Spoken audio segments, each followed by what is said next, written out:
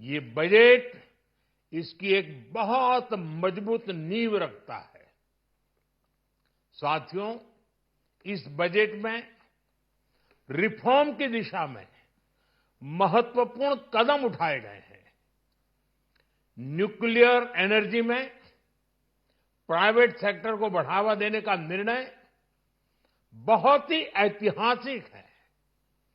ये आने वाले समय में सिविल न्यूक्लियर एनर्जी का बड़ा योगदान देश के विकास में सुनिश्चित करेगा। बजट में रोजगार के सभी क्षेत्रों को हर प्रकार से प्राथमिकता दी गई है। लेकिन मैं दो चीजों पर ध्यान आकर्षित करना चाहूंगा। उन रिफॉर्म्स की मैं चर्चा करना चाहूंगा जो आने वाले समय में बहुत बड़ा परिवर्तन लाने वाले हैं। एक, इंफ्रास्ट्रक्चर स्टेटस देने के कारण भारत में बड़े शिप्स के निर्माण को बढ़ावा मिलेगा। आत्मनिर्भर भारत अभियान को गति मिलेगी। और हम सब जानते हैं कि शिप बिल्डिंग ये सर्वाधिक रोजगार देने वाला क्षेत्र है। उसी प्रकार से देश में टूरिज्म के लिए बहुत संभावना है। महत्वपूर्ण 50 टूरिस्ट डेस्टिनेशन, वहां पर जो होटल्स बनाएंगे, उस होटल को पहली बार इंफ्रास्ट्रक्चर के दायरे में लाकर टूरिज्म पर बहुत बल दिया है। इससे हॉस्पिटैलिटी सेक्टर को, जो रोजगार का बहुत बड़ा क्षेत्र है, और टूरिज्म जो रोजगार का सबसे बड़ा क्षेत्र है, एक प्रकार से चारों तरफ रोजगार के अवसर पैदा करने वाला एक क्षेत्र को ऊर्जा देने वाला काम करेगा। आज देश विकास भी, विरासत भी इस मंत्र को लेकर चल रहा है। इस बजट में भी इसके लिए भी बहुत महत्वपूर्ण और ठोस कदम उठाए गए हैं। 1 करोड़ पांडुलिपियों के लिए संरक्षण के लिए, मैन्युस्क्रिप्ट के लिए ज्ञान भारतम मिशन लॉन्च किया गया है। साथ ही भारतीय ज्ञान परंपरा से प्रेरित एक नेशनल डिजिटल रिपोजिटरी बनाई जाएगी।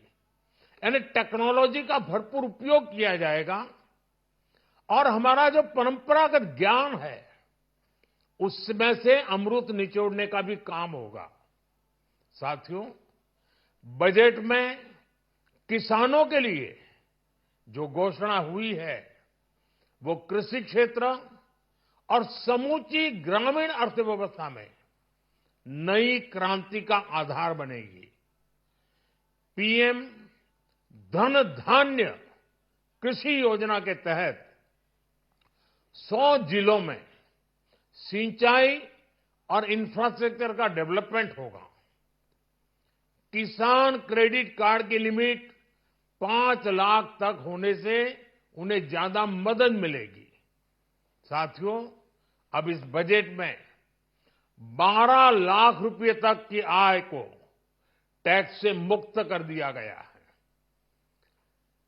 सभी आय वर्ग के लोगों के लिए टैक्स में भी कमी की गई है।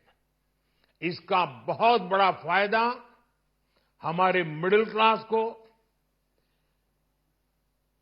नौकरी पेशे करने वाले जिनकी आय बंधी हुई है, ऐसे लोगों को, मिडिल क्लास को इससे बहुत बड़ा लाभ होने वाला है। उसी प्रकार से जो नए नए प्रोफेशन में आए हैं, जिनको नए नए जॉब मिले हैं, इनकम टैक्स की ये मुक्ति उनके लिए एक बहुत बड़ा अवसर बन जाएगी। साथियों, इस बजट में मैन्युफैक्चरिंग पर 360 डिग्री फोकस है ताकि एंटरप्रेन्योर्स को, एमएसएमईज को, छोटे उद्यमियों को मजबूती मिले और नई जॉब पैदा हो। नेशनल मैन्युफैक्चरिंग मिशन से लेकर clean tech, leather, footwear, toy industry जैसे अनेक सेक्टर्स को विशेष समर्थन दिया गया है। लक्ष्य साफ है कि भारतीय प्रोडक्ट्स ग्लोबल मार्केट में अपनी चमक बिखेर सके। साथियों, राज्यों में इन्वेस्टमेंट का एक वाइब्रेंट कॉम्पिटिटिव माहौल बने, इस पर बजट में विशेष जोर दिया गया है। एमएसएमईज और स्टार्टअप के लिए क्रेडिट गारंटी को दोगुना करने की घोषणा भी हुई है। देश के एससी, एसटी और महिला जो नए उद्यमी बनना चाहते हैं, उनको 2 करोड़ रुपए तक के लोन की योजना भी लाई गई है, और वो भी बिना गारंटी। इस बजट में न्यू एज इकोनॉमी को ध्यान में रखते हुए गीग वर्कर्स के लिए बहुत बड़ी घोषणा की गई है। पहली बार गीग वर्कर्स का ई श्रम पोर्टल पर रजिस्ट्रेशन किया जाएगा। इसके बाद इन साथियों को स्वास्थ्य सेवा और दूसरी सोशल सिक्योरिटी स्कीम्स का लाभ मिलेगा।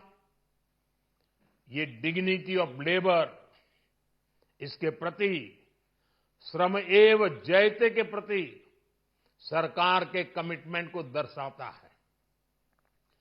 रेगुलेटरी रिफॉर्म से लेकर फाइनेंशियल रिफॉर्म्स, जन विश्वास 2.0 जैसे कदमों से मिनिमम गवर्नमेंट और ट्रस्ट बेस्ड गवर्नेंस के हमारे कमिटमेंट को और बल मिलेगा।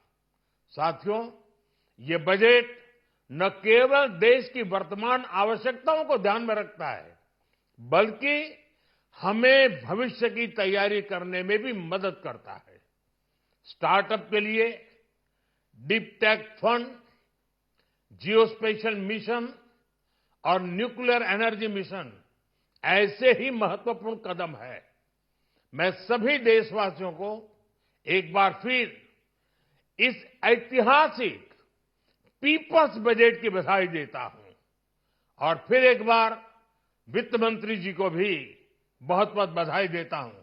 बहुत बहुत धन्यवाद।